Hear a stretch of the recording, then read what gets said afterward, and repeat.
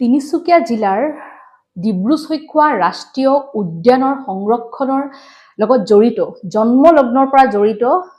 জয়নাল আবেদিন অৰ্থাৎ বেনুদা আজি অসুস্থ। জানিব পৰা মতে বেনুদাই নিজৰ ভতিজাৰ আক্ৰমণৰ বলি হৈছে আৰু এই মুহূৰ্তত বেনুদা যেহেতু ডিব্ৰুগড় জিলাৰ চাবুৱাৰ টাটা হস্পিটেলত চিকিৎসাধীন হৈ আছে আৰু যেহেতু বেনুদাৰ স্বাস্থ্যৰ খবৰ ল'বলৈ আজি আমি আহি নিউজ 8 ফালৰ পৰা উপস্থিত হৈছোহি। কিহৰ কাৰণে আচলতে ভতিজাকৰ আক্ৰমণৰ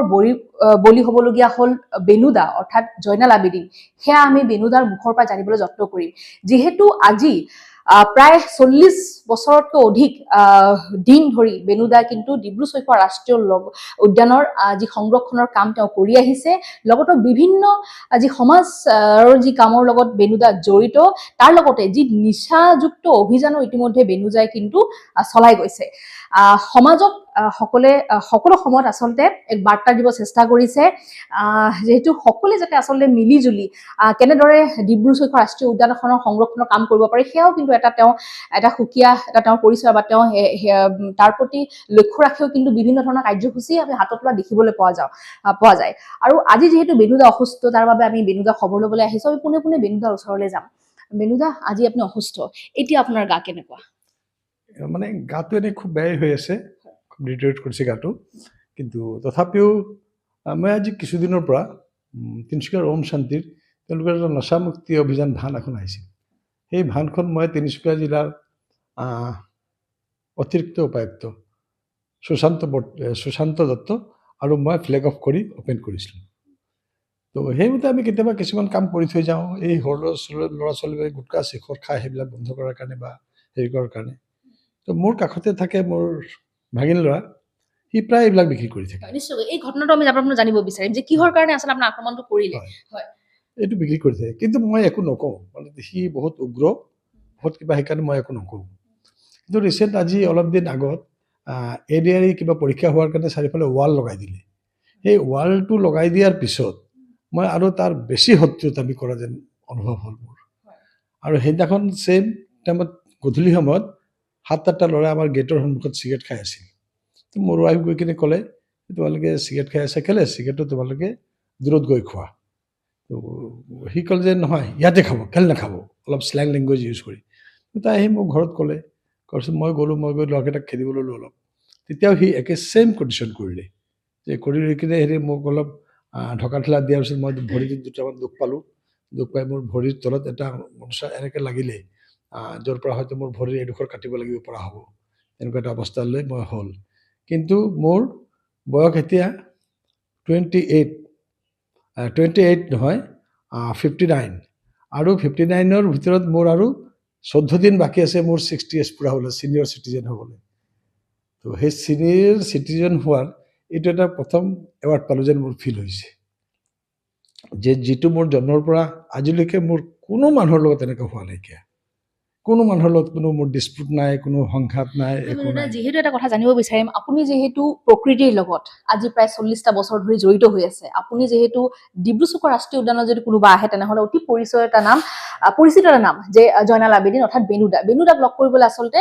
পৰ্যটকও আমি যদি যাওঁ, আপোনাৰ কিমান পৰ্যটক আছে আপোনাৰ লগত, ইমান ভাল, সকলোৱে আপোনাৰ ইতিমধ্যে খবৰ লৈছে বাহিৰৰ পৰা যে আপোনাৰ স্বাস্থ্যৰ যিহেতু আপোনাৰ কিছু অৱনতি ঘটিছে এই মুহূৰ্তত দেখিব পোৱা গৈছে।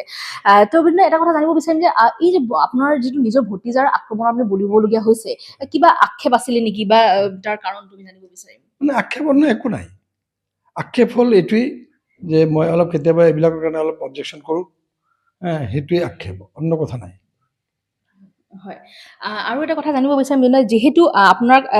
এই প্ৰহাৰটো আপোনাৰ লগত যিটো হৈছিলে যিটো কেইদিনমান আগত, তাৰপিছত আপোনাৰ যিহেতু স্বাস্থ্য, আপুনি তিনিচুকীয়াৰ অসামৰিক চিকিৎসালয়লৈ গৈছিলে, তাত আপোনাক ড্ৰেছিং কৰাই দিয়া হৈছে, তাৰপিছত আপুনি যিটো কিছু ডিটৰিয়েট কৰাৰ বাবে আপুনি চাবুৱাৰ টাটা হস্পিটেললৈ আহিছে।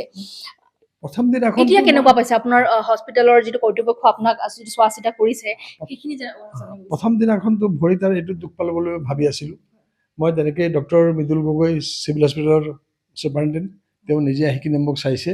ক'লে যে নহয় ঠিক আছে, ইমানখিনি আছে, কোনো অসুবিধা নহ'ব, ঠিক আছে। কিন্তু মইতো সিমানখিনিত ৰৈ গ'লোঁ, কিন্তু সেই তলত যে অলপ শিলে যে কাটি পেলালে, সেইটো মই নেদেখিলোঁ। সেই নেদেখাৰ কাৰণে কি হ'ল যে সেইটো মই 2 দিন পিছত দেখিছোঁ, আৰু এইটোতো মোৰ বেছি হৈ গৈছে, দেন এণ্ড দেয়াৰ আমি এই হস্পিটেলটোলৈ আহিলোঁ। আহি হস্পিটেলটো ডক্টৰ অৰূপভা দত্ত বা ডক্টৰ শৰ্মান ডক্টৰ সৌৰভ বৰগোহাঁই তেওঁলোক ঠিকে আছে কিন্তু অলপ নাৰ্ছিং ফালৰ পৰা হস্পিটেলটো অলপ পৰ সেইটো যদি হয় তেতিয়া ভাল কথা আৰু এইটো হস্পিটেলৰ আজিৰ পৰা পেচেণ্ট নহয় আমি এই হস্পিটেল ইনগ্ৰেশ্যন হোৱাৰ দিনাখনে মোৰ ৱাইফ ইয়াৰ পেচেণ্ট আছিল মোৰ গলব্লাডাৰ অপাৰেশ্যন হ'ল মোৰ ৱাইফৰ কিডনী অপাৰেশ্যন হ'ল মোৰ ল'ৰা ইয়াত অপাৰেশ্যন হ'ল মোৰ ল'ৰাৰ এপেণ্ডিচাইটিছ অপাৰেশ্যন ইয়াৰ পৰা হ'ল তো গোটেইখিনি আমাৰ এই হস্পিটেলটো আমাৰ খুব ঘৰুৱা হস্পিটেলৰ নিচিনা হস্পিটেল কিন্তু আগৰ যিখিনি হস্পিটেলিটি আছিল সেইখিনি কিছু কমিছে যেন লাগে নিশ্চয়কৈ আৰু যিগৰাকী আচলতে ভতিজাই আক্ৰমণ কৰিছিলে তেওঁ কিন্তু ইতিমধ্যে পলাতক অৱস্থাত আছে যিহেতু তিনিচুকীয়া আৰক্ষীয়ে ইতিমধ্যে তেওঁৰ তালাচী চলাই আছে ঠায়ে ঠায়ে কিন্তু তেওঁ এতিয়া বৰ্তমান ঘৰৰ পৰা পলাতকভাৱে আৰক্ষী ইতিমধ্যে কৰায়ত্ব কৰিবলৈ সক্ষম হোৱা নাই আৰু এই মুহূৰ্তত যিহেতু বেনুদাৰ যিটো পত্নী আছে ওচৰত মই পত্নীৰ পৰা কিছু কথা জানিব বিচাৰিম বৌ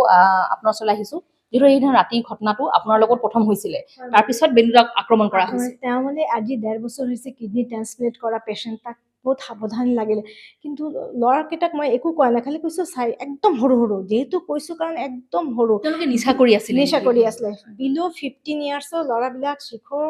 আৰু চিগাৰেট খাই আছিলে আমাৰ গেটৰ ওচৰত তেতিয়া মই ক'লোঁ ল'ৰাহে তহঁতি ছাইড কৰি এইবিলাক খা মোৰ গেটৰ ওচৰত নাখাবি তো এই চানি বুলি ল'ৰাটো কি ক'লে ভাগিনটো তাই দৌৰি আহিলে নহয় শ্লেং লেঙেজ ইউজ কৰিলে নহয় তহঁতি ইয়াতে খাবি ময়ো খাওঁ মই চুপচাপ গেটটো বন্ধ কৰি আহিলোঁ তাৰপিছত মোৰ হাজবেণ্ডক যেতিয়া ক'লোঁ যে সদায় তাই এনেকুৱা কৰি থাকে আমি কেনেকৈ সহ্য কৰিম তেতিয়া তেওঁ ওলাই দেখিলে যে ল'ৰাকেইটা আমাৰ গেটৰ ওচৰতে চিগাৰেট খাই আছে আৰু শিখৰ খাই আছে আৰু শ্লেং লেঙেজ ইউজ কৰি আছে সিহঁতে তোক ক'লে খেদি দিলে কিন্তু এই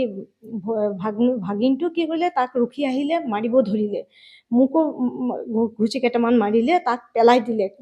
যিহেতু তেওঁ ট্ৰান্সপ্লেণ্ট পেচেণ্ট তাক ইমান জোৰকৈ পেলাইছে যে তেওঁ বহুত দুখ পাইছে আৰু জোতাৰে